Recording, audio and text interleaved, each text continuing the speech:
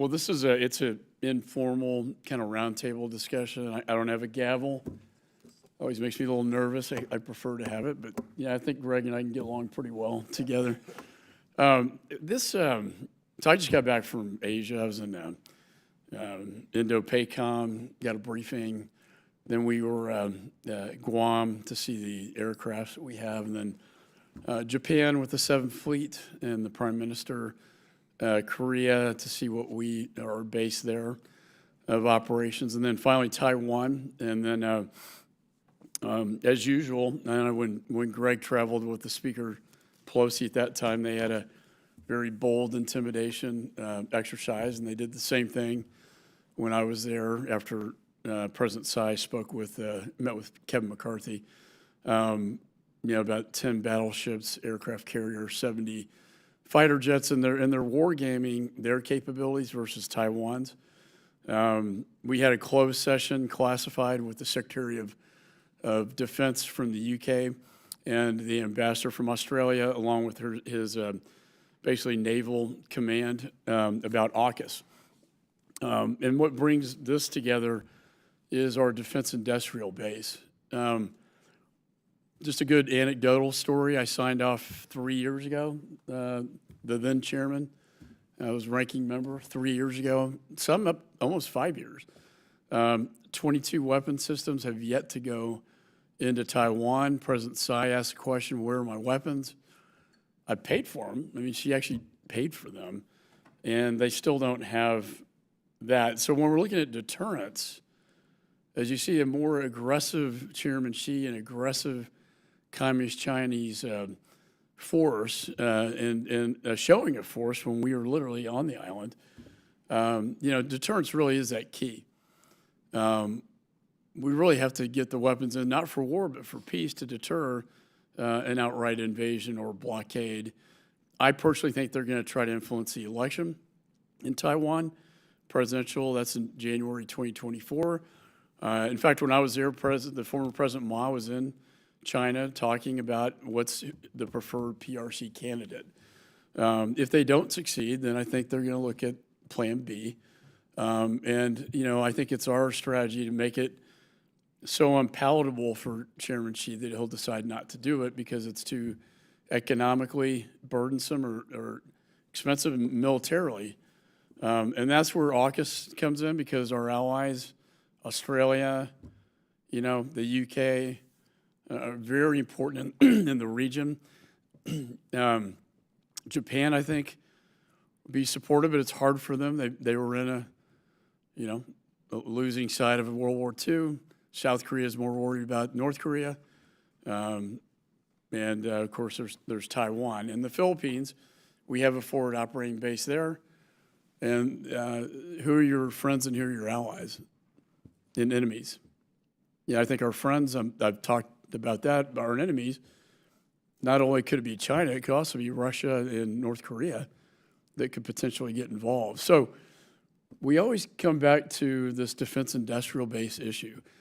I think the good news is, our meeting, we had closed session at a classified level, and in our conversation with the State Department, ITAR is a big issue, and it's prohibiting our ability to make weapons with our closest allies and in a very expeditious way. So we are working on legislation to provide an exemption to that, to codify, working in tandem with the administration, who I think, by all accounts, want to be headed in this direction, as well as, AUKUS are our very closest allies. And so that's really the whole point of this, is to, what do we need to do to fix it?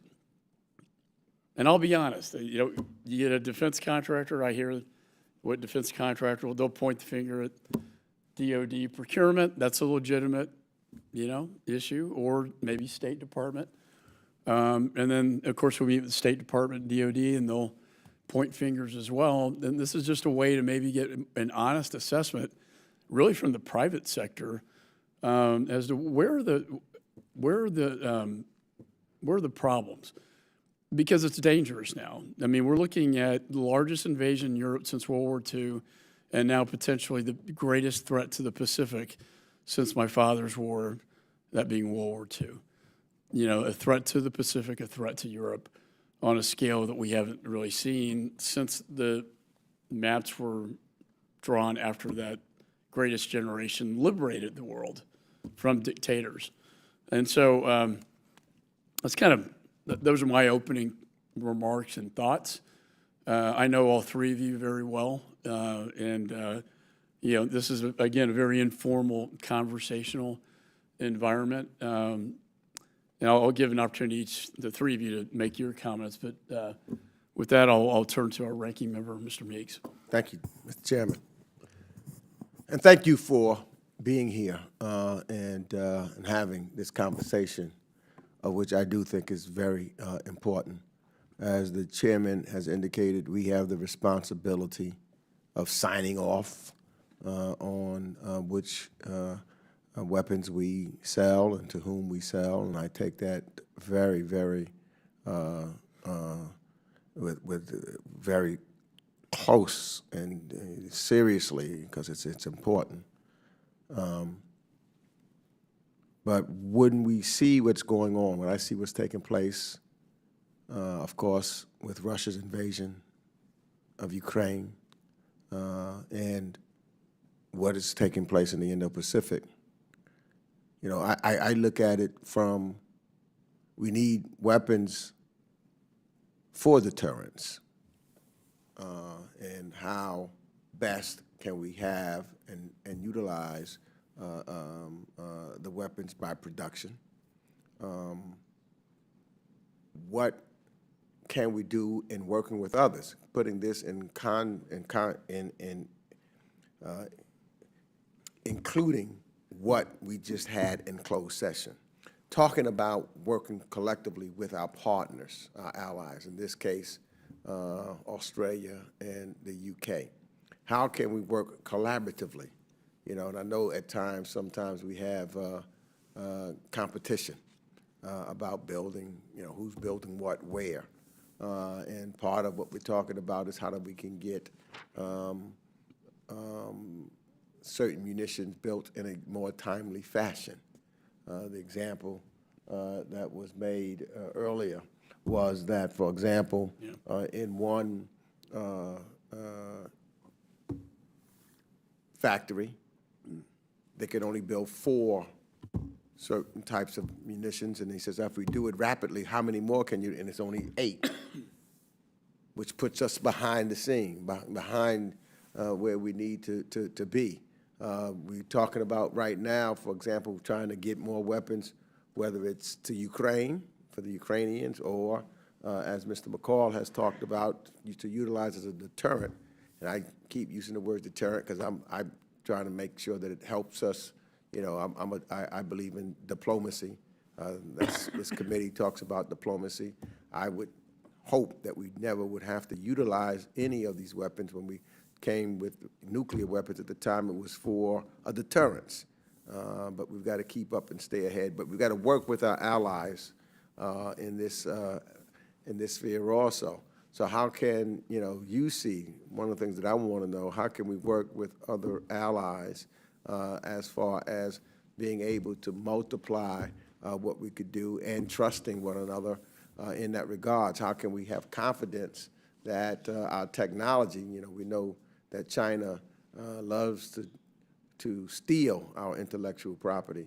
So how can we work with others and still have the security that our technology and ingenuity is not just being stolen? You know, I use the example, for example, you know, if others are using Huawei, you know, that we can have security in the supplies and the technology that we put into our weaponry. So I just want to, you know, in your thoughts about working together with other countries, as we're doing with AUKUS, how can we increase that, or is that a reasonable thing that you think that would be appropriate given the industry that you have. But I appreciate your being here. I appreciate the thoughts and understand the significance and importance that you bring to the table here, so that, in my view, we can save this planet by having a deterrence, because God help us all if we have to use all the weapons that we have. This planet, I don't think we'll be able to sustain it. So with that, I yield back. Yeah, I completely agree. You know, the adage, peace through strength, we heard that a lot in Asia. You know, quoting, you know, Reagan, but it's an axiom that, you know, we project power, strength, we get peace. If we project weakness, we invite aggression, and we get conflict. I think the timetable's shorter than what's being reported on Taiwan. A lot of people say 2027. I personally think after the, you know, it depends on this January election if they can prevail with their candidate or not, and if not, I don't. I mean, this could go a lot faster, and that's why these weapons again are so important. I don't know. It's hard for me to respond to President Tsai, and I'm sure she brought this up when you were with her. Well, why can't I? Where are the weapons? Where are they right now? And I know we got a production issue. When I talked to Secretary Blinken, we got a production issue, and I get that. But why can't we maybe reprioritize the weapons to the higher threat areas, or third-party sales from other allied nations to get weapons in? We have to give them permission, however to do that. So I guess we'll stop talking. But I just thought maybe we just go, you know, straight down the line. Chris, we'll maybe start with you. I've had the honor to visit Hadrian and see this manufacturing plant that is, I think, going to be a great model to fix the defense industrial base, which a lot of the problem are manufacturing the parts to make the weapons, and that's what you do. So, Chris, appreciate the opportunity. You can all hear me, okay? Yep. So I agree with Chairman McCaul. I do think the hour is much, much later than anybody's giving us credit for, and I do not think that Pax Americana is guaranteed anymore. As you all know, if we lose Taiwan and the Indo-Pacific region, we will allow the baton of global leadership for the next 100 years to be passed from America to a totalitarian regime that has very little regard for the values that we in this country and our allies in AUKUS hold dear. And while the government has made admirable strides in reshoring semiconductor manufacturing through the CHIPS Act, the reality is we need Taiwan for at least a decade, at least, unencumbered by the CCP's grasp. And if we lose Taiwan, we lose chips, and if we do that, we lose three major technology races that, to Mr. Meeks's point around nuclear, it's as important, which is the new space race, hypersonics, and AI, all of which rely on chips. Without chips, we lose all those three races immediately. And as the committee is well aware, the key to an unencumbered Taiwan is America's ability to arm our allies and draw serious red lines that even Chairman Xi will not cross. And right now, frankly, there is a national crisis that most Americans are unaware of, which is that the vast majority of defense programs, including munitions, fighter jets, Stingers, Javelins, pick anything from your table of things that you've promised Taiwan that will give them, are years behind deliveries, and no one really seems to have a viable plan to catch up. And frankly, if we shoot any more sidewinders at spy balloons, we're probably going to run out. And we owe it to our allies that programs related to AUKUS are not left in a similar position, and we have a chance to fix it now. And Chairman McCaul, as you said a couple of days ago, the question we should be asking is, when am I going to get my weapons? And truly, you know, the time for mincing words is long past, and the stark reality is that we're failing our allies to deliver weapons on time and rapidly eroding global trust in America's ability to be the military industrial engine of the world. And we're so far behind that if we were a company, USA Inc. would have our contracts canceled. And if we can't even replenish the arms we're sending to the Ukraine, how do we expect to draw a red line in Taiwan, much less put up a strong fight when the balloon goes up? And the reason why this is a national crisis, and what I hope to impress upon you today, is that it's hard to blame just the primes or the weapons manufacturers, because the real issue is that 75+% of the components that are assembled into weapons platforms, satellites, drones, submarines, by the primes or by folks like BAE, all the parts that go on it are manufactured domestically, because it's ITAR, by 20,000 small mom and pop businesses that in aggregate do $300 billion in revenue, but together make up the supply chain of the defense industrial base. And startups like Anduril or larger companies like BAE or any of the primes rely equally on this incredibly fragmented American manufacturing base to be successful. 95% of the small businesses in the defense industrial base are owned and operated by patriots who are now in their late 60s. They've really served our country admirably, but are now retiring at a faster and faster rate, and they're shutting down these small factories and taking years of hard-earned knowledge with them. And because in the 80s, we as a country offshored most manufacturing and convinced our children that the only way to be successful was by getting a 4-year college degree, those hardworking Americans that are part of the defense industrial base have no one to replace them and no choice but to shut up shop. So while our government and our allies are asking, where are my weapons, America's greatest manufacturers are asking, where are my parts? The failing defense industrial base at this incredibly fragmented level is a national crisis, and every single day there is a major defense, space, or commercial aviation manufacturing line that is a complete standstill because the defense in base is struggling to simply make parts at all, much less on time or at any sort of rate, to Mr. Meeks's point, going from 4 to 8, much less 100.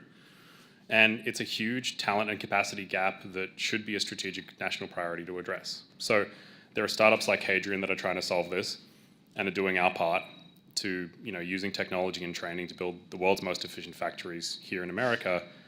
But if we want to fix this problem and we want the capacity to build hardware for programs like AUKUS in Pillars 1 and 2, if we have any chance of meeting rate or industry in general to arm Taiwan, we need a serious strategic government intervention on 2 axes. I think the capitalists and the economy can fix this over a decade, but to Chairman McCaul's point, if we want to have any hope of fixing this within a 18 to 24 month period, it needs just a serious strategic intervention very quickly. And the 2 things that I would impress upon you is, 1, ITAR and the American manufacturing workforce. So we immediately need millions of skilled workers to fill very high paying jobs across the defense industrial base, across the board, in machining, welding, other trades, as well as the ability to knowledge share with partners like AUKUS, and also hire manufacturing and software engineers from allied nations into American ITAR governed countries to increase America's capacity.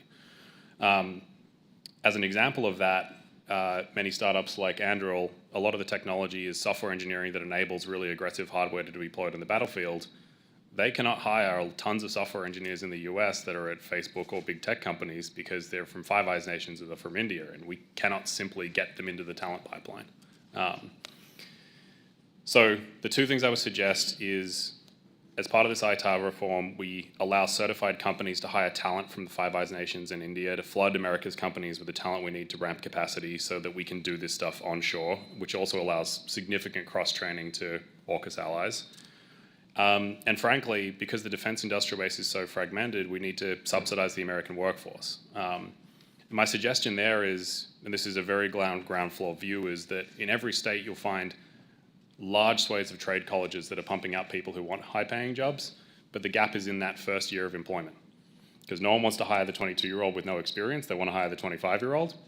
So my suggestion, and I've made the suggestion to the China Commission as well, is that Uncle Sam has to subsidize that first year of employment to get people the on-the-job experience, and it has to be a across-the-board act. It can't just be 1 or 2 companies, because if you pick some of these programs in AUKUS, there are millions and millions and millions of man hours in very simple things like welding, and they literally just can't go find 100,000 people on the East Coast to just do the activity that we need.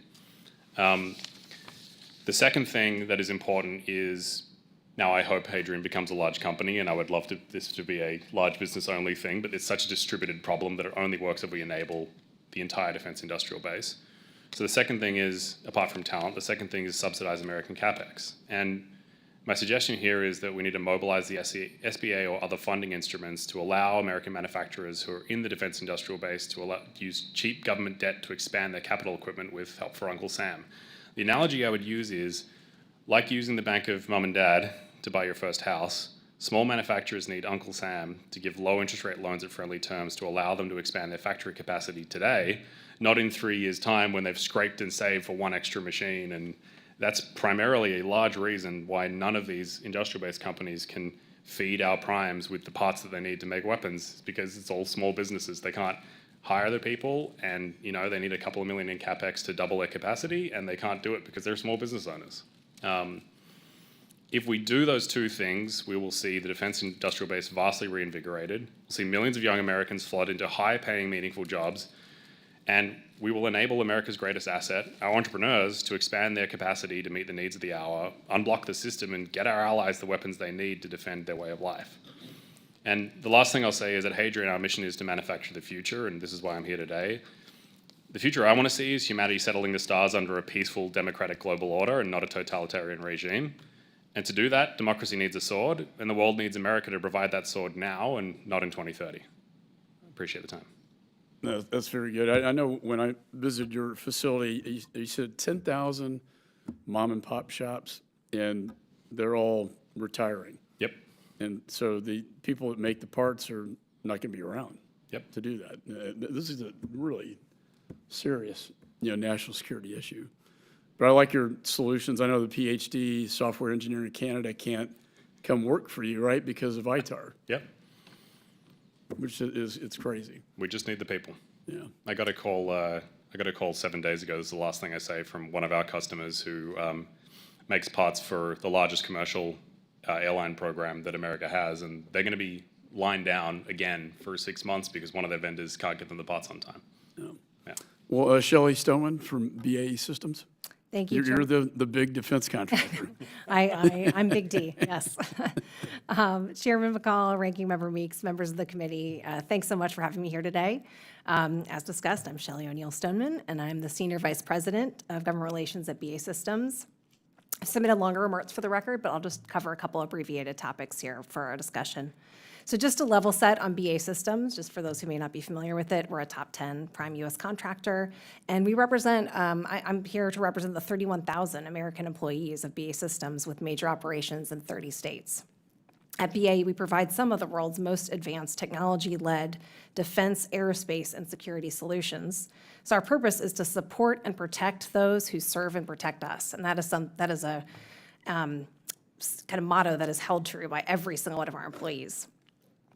BAE Systems, Inc. is a wholly owned subsidiary of BAE Systems PLC, which employs over 93,000 people globally, including, and important for today's discussion, in the United Kingdom and Australia. So we are probably one of the largest, if not the largest, global defense contractors who is prominently placed in all three of the AUKUS countries. So very glad to be here today for that reason. We have major footprints, as I said, in all three, and we make us well suited to support the AUKUS partnership through both pillars, frankly. The recent Pillar 1 submarine cooperation announcement was welcome news. BAE Systems PLC has played a key role in building Astute and Dreadnought submarines, so this will play into on the PLC side. But we believe that Pillar 2 cooperation on advanced technology development will be similarly affect opportunities for enhanced cooperation with our closest allies. Since it focuses on undersea, cyber, artificial intelligence, quantum, electronic warfare, precision strike, and other, we think that there'll be so many areas for government-to-government cooperation, industrial cooperation, if we can get this right. We are already heavily invested in developing advanced capabilities in these areas, both in the U.S. and across the global businesses. So we see tremendous opportunity to leverage the three countries' industrial bases, as discussed, to tackle technological challenges, to address security requirements, deter threats, and respond to challenges. Indeed, BAE Systems has extensive experience exporting from the U.S. through government-to-government foreign military sales and direct commercial sales to governments and in cooperation with foreign companies. With this experience as a U.S. prime contractor exporting to foreign markets and with local expertise resident in other parts of the global enterprise of BAE, we believe we can apply this varied experience to help make AUKUS a successful endeavor. To this end, we and numerous other U.S. industry partners are working through the American Aerospace Industries Association, AIA, also through the UK's Aerospace Defence Security and Space Group, ADS, and the Australian Industry Group, AI, to endorse 4 strategic imperatives of AUKUS. First, trade, cooperation, and technology transfer should be seamless. Second, advancement requires forward-leaning approaches. Third, bolstering integrated deterrence and building shared, robust, and resilient systems will ensure regional security and stability. And finally, and related to my colleagues' comments, our collective industrial workforces will make AUKUS a reality. There are challenges, however, which is why we're here today. Currently, This will shock you, but trade and technology transfer is not seamless. The Obama administration made significant reforms to the U.S. export control framework over a decade ago, and AUKUS presents a new opportunity to look at even more modern approaches. There will not be one simple solution to better realize defense cooperation in support of AUKUS. Rather, we believe that there are actions that should be considered both by the executive branch to adopt regulatory reforms and by Congress to advance legislation that will better facilitate AUKUS cooperation. So your comments are welcome on that update, Mr. Chairman. There are also reforms to the foreign military sales system that would similarly facilitate defense trade with allies and partners, though they may not exclusively pertain to AUKUS. A rising tide can lift all boats in this case, so it need not just be AUKUS that improves. With both AUKUS and general defense trade in mind, there are a number of areas worth considering for reform. First, establish an AUKUS industry forum to share information about the hurdles to cooperation and proposed solutions. Second, prioritize regulatory clarification for the UK and Australia, such as expanded licensing exemptions under the Armed Export Control Act for AUKUS. Third, allow the US, UK, and Australia to more easily collaborate across the defense and technology industries. And fourth, for Congress, expand the Canadian ITAR exemption to include the UK and Australia to make exports and imports more seamless. There are additional details within these recommendations that would help overcome some of the hurdles of cooperating across the AUKUS countries, but these initial steps would have a noticeable effect on industry's ability to help realize the objectives laid out by the AUKUS governments. Chairman, Ranking Member Meeks, other members of the committee, thank you so much for inviting us to this important discussion, and I look forward to your questions. Thank you, Shelly. I can't help but thinking about BAE in my district at the time making MRAPs during the Iraq, Afghanistan, and just saving so many lives. And I know there are a lot of patriots at work in your company. Thank you. So that Gregory Kausner, this is one of the more fascinating, I say smaller defense contractor, but fastly growing, very innovative, I think, business model that I think has been one of the most successful ones I've seen. So I'll turn it over to you. Yeah, Ranking Member Meeks, distinguished members of the committee. It's a real honor for me personally to be here as a former Senate Foreign Relations Committee staffer. Appreciate the very important role that you play in this space, and as a former state and DoD official, appreciate the seriousness and the complexity of these issues. So thank you for inviting us here, and it's great to be here with Chris and Shelly. A decade ago, only a few in the national security establishment conceived the U.S. would share a ground jewel of its technology, nuclear propulsion, beyond Britain. Perhaps fewer still viewed China as anything more than an economic counterweight, certainly not an adversary. Yet within 10 days in March, we observed a paradigm shift. First, there was a trilateral announcement that Australia would acquire and eventually produce conventionally armed nuclear-powered submarines, and shortly thereafter at a summit between China and Russia, where they decried the U.S.-led global world order, Xi Jinping and Vladimir Putin agreed to a range of bilateral cooperation. Yes, sir. Yeah, absolutely. Yeah. The timing of that summit was no coincidence. With Russia on NATO's doorstep and China 100 miles from Taiwan, great power conflict is dangerously close.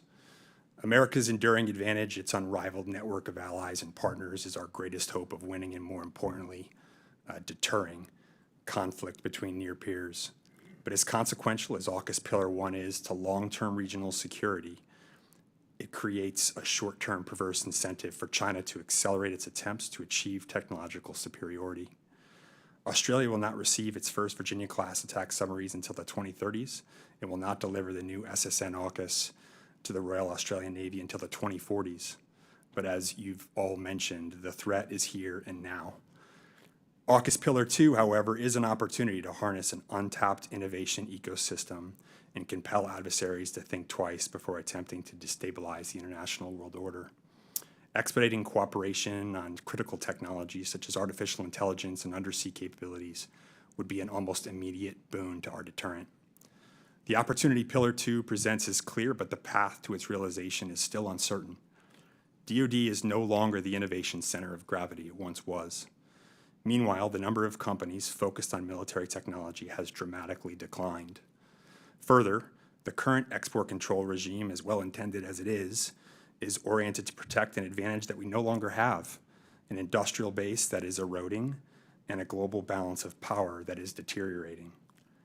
In contrast, China is harnessing the entirety of its state-controlled industries to become a world-class military force before the end of the decade and perhaps even sooner. The evolution of technology and the tectonic shift in the geopolitical landscape necessitates a completely new way of thinking about how we develop military capabilities. To truly unlock the potential of AUKUS, we should unleash the non-traditional private sector, and with it, a virtual Silicon Valley that spans from Costa Mesa, California to Bristol to Sydney. Start with incentivization. The AUKUS partnership should fund areas of technological cooperation at scale to compel industry to focus its precious resources. The interagency should bring the industrial base into the fold to share a vision of what it hopes to achieve in each of the lines of effort within Pillar 2. Include not just the traditional industrial base actors, but a cast of hungry upstarts dedicated to harnessing the next generation of commercial technology for national security purposes. There should be neither incumbency nor handouts. The industrial base should compete for and win every single dollar. The DoD should make clear to the private sector not only what's at stake, but what can be earned. Second, I'd recommend we streamline regulations that govern international cooperative efforts to develop military technology. Speed matters in this geostrategic environment, yet we're running a sprint at marathon pace. While the ITAR and EIR have incorporated amendments over the years aimed at ameliorating an outdated, understaffed, and opaque export control process, the conditions surrounding their use remain unnecessarily constrained. Congress should require the Departments of State and Commerce to expand and simplify open general licenses for Australia and the UK, pathfinding an approach to broader export control modernization writ large. Next, the U.S. government should help invigorate the non-traditional defense industrial base by embracing exports of capabilities not yet adopted by the DoD. The perils of the so-called Valley of Death are widely understood, yet we have not deployed one viable bridge across that proverbial valley: the export of non-programs of record. U.S. defense technology companies are developing products that offer immediate operational value to allies, but are often take a year or longer to export under the current processes. The Department of Defense and State should formalize a more comprehensive approach in these instances, readily considering all available U.S. technology to meet partner needs and not just adopted DoD programs. Leveraging the foreign military sales process to provide non-program of record capabilities would energize the U.S. industrial base, and more importantly, offer the AUKUS partnership and beyond a range of capabilities ready for the fight today. Finally, the AUKUS partnership should embrace diversification of military capabilities. Accepting and navigating foreign sovereignty agendas will be table stakes for allied technological cooperation. Interoperability in the 21st century will come not only from similar tactics, techniques, and procedures, but also our shared ability to fuse information in real time from a range of sensors across manned and unmanned platforms in all 5 domains. The companies that can build and proliferate the data integration layer to facilitate that intimate form of cooperation should be embraced by the U.S. government and allowed to flourish across international borders. AUKUS offers an opportunity to revolutionize how we approach security cooperation. We should not squander the remaining military advantage we have over our enemies because we are unwilling to make the necessary changes to an anachronistic system built for a bygone era. The stakes are real. If we rest on our laurels, we will lose. And do not mistake this sentiment as a call to simply develop and sell more arms. It is instead a call to arm ourselves with a more effective approach to the capabilities we develop. Thank you. That was well said. And the threat is real, and I think the window's closing in time. So time is of the essence. And you know, I remember General McKenzie, as he retired, told me that the biggest threat to our national security were foreign military sales that we can't deliver. And we make promises to countries like Taiwan or, say, the Abraham Accords, and we just can't get it done fast enough. And I know there's no easy solution, although all 3 of you have put forth some really good ideas. On Pillar 1, which is nuclear submarines, I mean, they don't have the ITAR restrictions. And so I think what we heard in the closed session classified is that take those ITAR restrictions off of AUKUS when it comes to Pillar 2. And that's where China is moving so fast, whether it be quantum computing, technologies. You Pillar 1's going to take 1 to 2 decades, and we don't have the luxury of time right now. I'm really interested in, we kind of have the traditional defense contractor, and then we got this kind of new innovative. We had this thing called From the Valley to the Hill, and it was all these kind of young startup tech guys that are interested in the security space, and kind of the merger between technology and security, and some really fascinating. We always rely on DARPA for all of our ideas, but this was really a lot of talent in the Library of Congress, where Jefferson's books are, talking about how do we fix, this problem.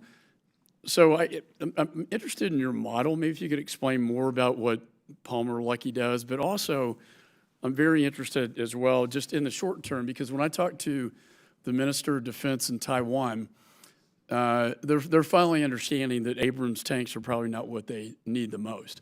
If that's what they get, they're fighting in the jungles and the mountains, and they're already on the islands. It's in the straits where the fight's going to be, and the maritime assets are going to be extremely important. We can't wait 20 years for a big nuclear sub. We can't put sea mines in there.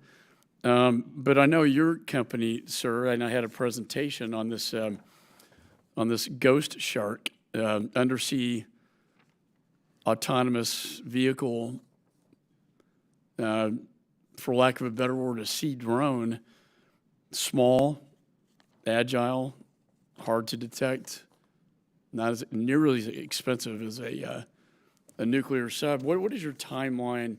Just say on something like this, for example.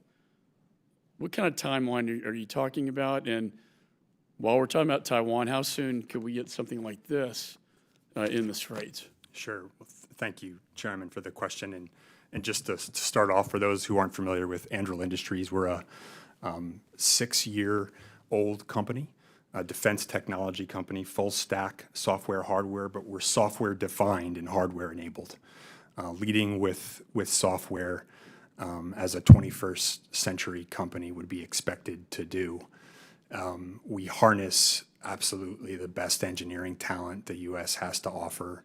We lean in with our own R&D funding, and then we optimize commercially available technology expressly for the purposes of national security. So that's Anduril Industries in a nutshell. What we were able to accomplish, or in the process of accomplishing with Australia with the Ghost Shark program, as Chairman McCaul mentioned, is the creation of an extra large undersea autonomous vehicle. To be more precise, we each allocated, the Royal Australian Navy and DSTG, the Defence Science and Technology Group within Australia, and then Anduril Industries, each allocated a significant sum of money, over $50 million apiece, towards the prototyping of these 3 extra large autonomous undersea vehicles. So think school bus size underwater submarines, modular open system architecture, capable of carrying different payloads to be determined by the Royal Australian Navy. There's a couple key ingredients to making that partnership successful. First, you had a very, very hungry and a partner that recognized the threat. The Royal Australian Navy and DSTG in particular acknowledge that there is a capability gap, that there is a real and emergent threat on the horizon in their area of responsibility. And because of that, they were willing to take a chance on a company like Anduril that's got the right technology, that's able to harness 21st century manufacturing best practices from additive manufacturing and beyond, that's capable of harnessing autonomy, that's capable of harnessing artificial intelligence, and that's willing to devote its own R&D towards the production of these 3 prototypes. So we're willing to prove it, demonstrate to the Royal Australian Navy that we can do this first in a temporal matter, so that we can produce the 3 prototypes in 3 years, and we're 3 months ahead of schedule as we speak. And then also prove to them that we can scale. that we can scale to meet a major program of record in Australia if Anduril can prove the capability is real. So those key ingredients, a hungry customer willing to take a risk, recognizing a threat, a company willing to devote its own resources, and able to harness 21st century technology. And what's the timeline again? 3 prototypes in 3 years. Okay, and so, yeah, it's almost like a new model where you're not asking for the government to give you money, you put up the seed money and you innovate. Chris, could you elaborate a little bit for the members on this synergy between technology and security and the younger entrepreneurs that are out there like yourself? I appreciate it. I mean, I think that the key point to gentleman from Anduril's point is that the government wants speed and innovation. It's got to take some risk. With that comes Silicon Valley and technology and moving fast. And I think a lot of that is, NASA did this perfectly, almost perfectly with the lunar program, but they didn't say, here is our document that says exactly what I want. They said, go get me lunar regolith, which is, moon rocks. And they said to industry, everyone figure out how to do this and tell me your cost per pound of getting lunar regolith.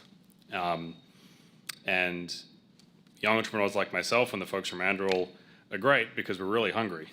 And if the government says, don't build me this big thing on a program of record, if the government says, we need capability that looks something like this that achieves this mission in Taiwan, go figure it out, and whoever competes gets the big $1 billion prize, you will immediately see Hadrian, Anduril, a couple of other companies spring up, deploy private capital and America's best talent going after that goal, and 9 out of 10 of the companies will fail.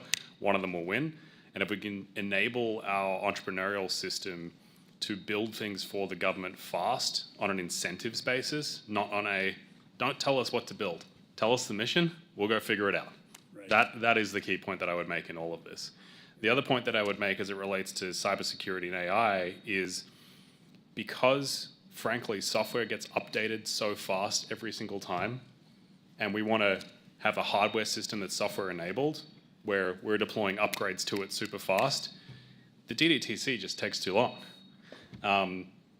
We want to be able to deploy large language models from OpenAI or other companies that are way ahead of China right now, and we need them to stay ahead into defense things. But if it takes 2 years to say, well, I'm upgrading the sub with some new software capability, we're just going to fall behind. So unlocking that pace and then giving entrepreneurs incentives to perform for the government, and tell us the mission and we'll do it. Don't tell us what to build. Is the statement I've made. I like that. If members have a question, if you could lift your nameplate, I'll go to Mr. Self. Thank you, Mr. Chairman. We all understand the challenges. I have 2 of the top 6 defense contractors, primes in my district, L3 Harris and Raytheon, with major facilities. Just in time has failed us. We understand that in the defense industry. We need reserves. You've told us that it is fractured. It is fractured. Raytheon, by the way, tells me that they hire 1,700 engineers every year. 1,700 engineers every year. So I will posit that they have, both Raytheon and L3 Harris have relationships with the community colleges with direct pipeline. To answer your question, not at 25 years old, but as soon as they graduate, they have a direct pipeline. We need to encourage that rather than subsidizing. We need to encourage the direct pipeline between a prime and a whoever, higher institution. So I want to talk about solutions. We've got to be agile, and I think rather than more government money, it's got to be an organization. We need to go to a wartime footing, which is how do we coalesce your fragmented industry? It's not going to happen with State Department. It's not going to happen with Congress. I think that AUKUS ought to go to a wartime footing if we can truly make people understand that we are in this short window with China go to a wartime footing, put together a combined headquarters from UK, Australia, and the US that have authority to go directly to the State Department and Congress and say, we need this. Because we need reserves in our stocks. Right now, we contract for what we need right now, and we don't contract far enough out. We've got to go, I think, to a short-term wartime footing, and I'm going to recommend I'm going to throw out an idea of a combined staff, much like they had in World War II, to make these decisions. And then it's an up or down vote, and I think everybody would understand, because this is as much a sea change in our people as anything. China is no longer the big warehouse in the sky that ships something to you through Amazon. It needs to be an adversary that we have got to take seriously. So I would ask you for your solutions. Is it the Defense Production Act? I don't think that's good enough. I will tell you, in the U.S. military, based on experiences in Desert One, they came up with a very classified program in the Pentagon that put together all of the DARPA programs and everything else that no one knew about so that we could field them fast. So that's another model. That's I won't name it, but what is the organization? And again, I don't think it's Congress. I don't think it's the State Department. I don't think it's DOD. What organization? And we've got votes in 4 minutes, so I'm not going to take up any more of your time. But I would like to see those ideas. The staff can tell you who I am and so forth and so on. So thank you. Thank you, Mr. Chairman. I yield back. I'm happy to take a stab at that in the 4 minutes and also allow my colleagues to jump in. Yeah, I know. So, I mean, a couple thoughts on that. One of the key things, and I think you hear the theme from all three of us, is that with Pillar 2, the key to that, whether it's the structure you identified, I mean, there has to be closer collaboration. Certainly the three governments are aligned. They've demonstrated that on Pillar 1, but I suspect the last 18 months have largely been focused on getting Pillar 1 right. And when they came out with that announcement, our hope, and we've certainly not been shy about telling them this, is that we've got to work on that with Pillar 2, getting all three entities in the room, including industry. And happy to bring on, whether it's the bigs, the agile, the smalls, everybody, because unless we can talk about what is in the art of the possible in terms of capabilities, this is just going to be paper talk for a very long time. And so to your question about what needs to happen? Is it DPA? Is it other entities? I will say there are some really important lessons to be learned from Ukraine. And while I know there's a lot of challenges that you mentioned about we're not moving fast enough, this has lit a fire in so many areas. And so not only have on the kind of the Taiwanese situation to come, folks are watching closely, but I will be one of the rare few who is actually complimenting parts of the government for their agility in it. With BAE Systems, in terms of what kit is in Ukraine, we have a lot of combat vehicles on the ground, older transferred equipment, M113s, M109s, and then certainly APKWSs from our electronic systems business. And the agility with which they've taken the modernization funding to begin giving us orders exactly so that we can identify what our very steep ramp is going to be to cover that was not in our plan, that we did not have investments in, and give us some of the investments needed to expand our facility. That's what good looks like. And so we really have experienced that so far. I don't think that's the same across the board, but I think those lessons learned can be applied more broadly. Some of it's DPA, some of it is using DPA to shore up the more fragile small businesses. I know there's been quite a survey of that just in general pre-Ukraine, and then Ukraine has really demonstrated the cracks in the system. So I think there's good work being done. It's just how to bring all this together and then also identify the regulatory and potentially statutory changes that need to happen on the foreign sales process so that once we've identified what capabilities are needed, we are able to do it in the U.S. domestically and then figure out what technology we can pull over from our partners and move out smartly. Sarah, I'd just like to impress upon you your comment about Raytheon and hiring engineers. Without giving away any sensitive commercial information or classified information, one of the points that I'd like to make clear is that Raytheon or any of the primes alone, largely in your district, would be spending in order of $4 to $10 billion a year in their small business suppliers that feed them the parts that they assemble. And the framing that I like to tell people is that, by and large, the primes assemble the Lego kit, but the fragmented small businesses build the Lego pieces.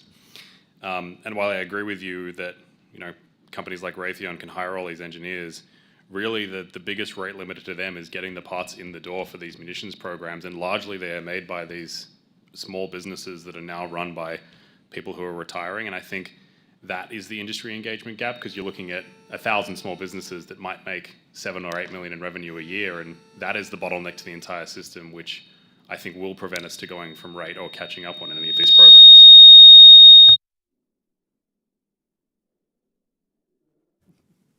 Well, thank you. Mr. Costa.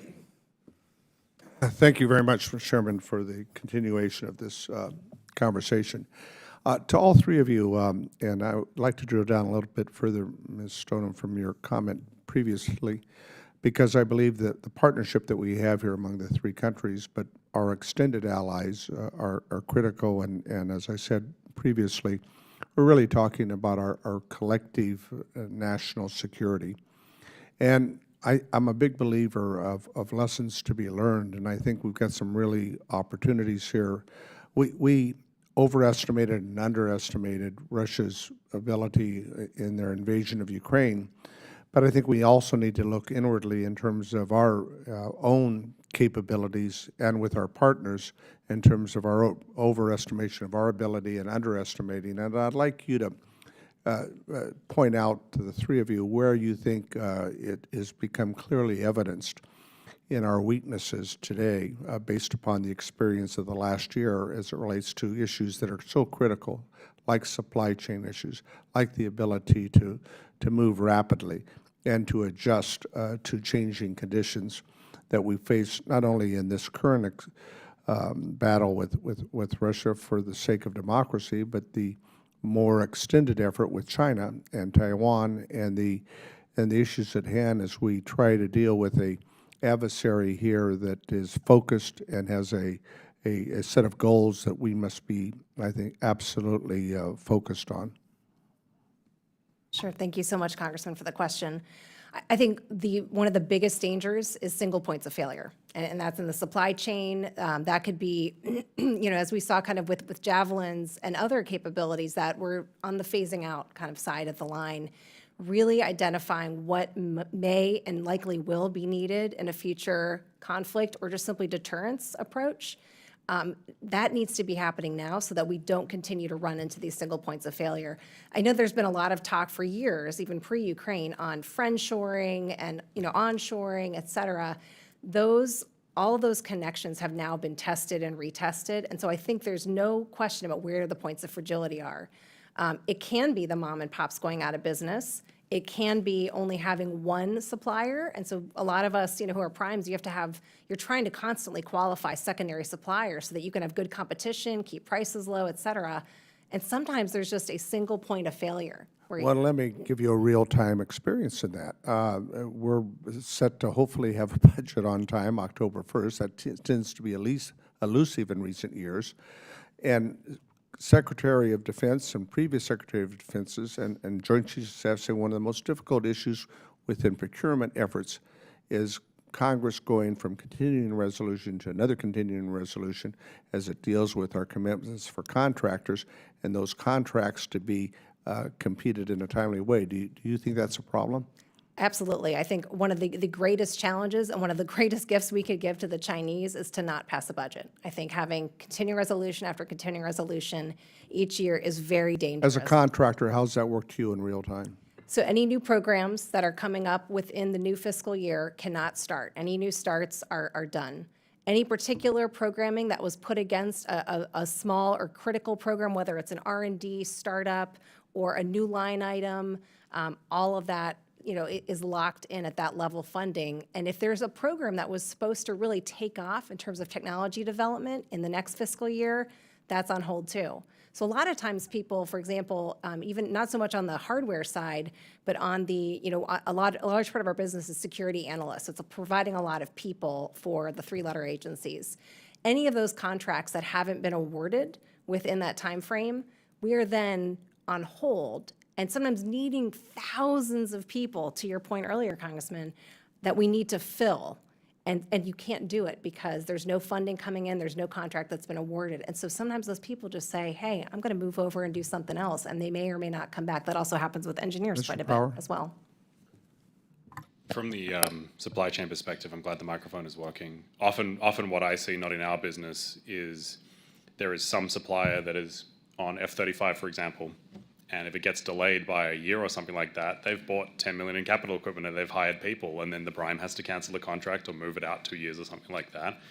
And yeah, without this budget being passed, no one can act in a manner that is commercial to drive forward and deliver what the US government needs. And yeah, we see small businesses going out of business when things get delayed because they've committed their next 40% of year-on-year growth to a certain program. And it really creates a lot of whip in the system. Yeah. Sir, to your point about allies and partners, I think it's very easy for the U.S. to reflect upon our partners' solutions that are relevant for the U.S. warfighter. To some degree, that's very understandable. You want an interoperable force. But I think to Chris's previous point, it's incredibly important for us to approach those types of challenges looking through a lens of what problem we're trying to solve. Recognizing that the U.S. solution, the bespoke one or the one that's on the shelf, may not always be the one that's most relevant for that ally and partner. You actually see that with AUKUS Pillar 1. What Australia is getting is some further iteration manifestation of technology from all three companies or all three countries. And so what you want to do with Pillar 2 is unlock an innovation ecosystem within all those three countries. And Mr. Self, with respect to your question, I don't think, and I say this with great respect to former colleagues in DoD and state and NSC, government won't solve this problem. What government can do is streamline the regulations such that industry and that broader innovation ecosystem that is at our disposal can lean in and can bring a range of technology that the military, DoD, may not even be aware of exists or of its potential application. And so what we want to do is just harness that innovation ecosystem. I don't think you and I disagree on that. It's the streamlining is the issue. So we have 2 more members and about 3 minutes left on the clock, 383 not voting. So I've been doing this for a while. That gives us probably about 20 minutes. But Ryan, do you have any questions or? Okay. And Mr. Liu. Thank you, Chairman McCaul, and thank to all three of you for your presentations. I have a question for Chris. By the way, I live in Torrance, so thank you for locating your headquarters there. Quite welcome. When you were talking about having the government say, here are the capabilities instead of building a specific product, is there a statutory regulation reason why it's done that way? Or does the DoD or whatever agency have the flexibility to say, just give me these capabilities, I don't care how you do it? I'd actually probably defer to my colleagues at Anduril and BAE for this one. We make the factories that build the parts that serve the primes and smaller companies like Anduril. My understanding is it is a legacy kind of leadership problem and not a specific policy problem. But Greg, you probably have a better idea than I. I think that's right, Chris. Okay, so you're saying is they could just change the way they do this without sort of Congress having to pass a law or changes? Yeah, the thing that I would point to is Jim Bridenstine's leadership at NASA during the early SpaceX era, where obviously there was a lot of contract fighting and all that other stuff. But one of the things that came out of that was things like the Artemis program, where they just said, okay, 5 companies compete, you've got to qualify for it, we're going to give you $10 million, not $1 billion, and then you guys got to compete for it, and here's the goal. Get X amount of water or weight or mass to the moon, and that's how the contracting works. If the DoD did something like that, we would crush it. Yeah, we strongly believe that real capability is created on the range. You're going to start obviously in the laboratory. You need to understand the warfighter's problem set, but the solution can and should be uncovered through both tapping into this 21st century technology that exists, but also iterating on that real time on the range and demonstrating capability, capability that can be produced in a temporal aspect and that can be produced in a time-relevant manner, especially given the geopolitical context.